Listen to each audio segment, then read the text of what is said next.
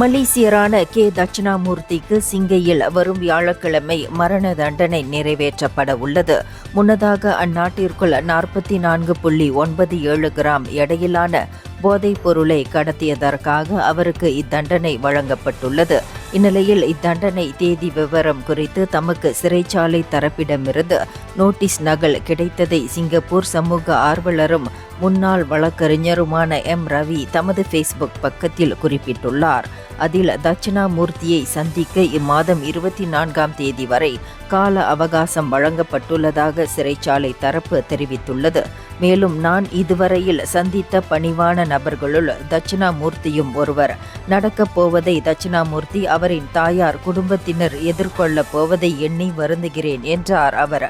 முன்னதாக கடந்த 2015ஆம் ஆண்டு கைது செய்யப்பட்ட தட்சிணாமூர்த்திக்கு 2022ஆம் ஆண்டில் மரண தண்டனை நிறைவேற்றப்படவிருந்தது. இருப்பினும் அந்த தண்டனைக்கு எதிராக மேல்முறையீடு செய்யப்பட்டதால் தண்டனை ஒத்திவைக்கப்பட்டது. இந்தியர்களின் இதய குரல் மக்களோசை.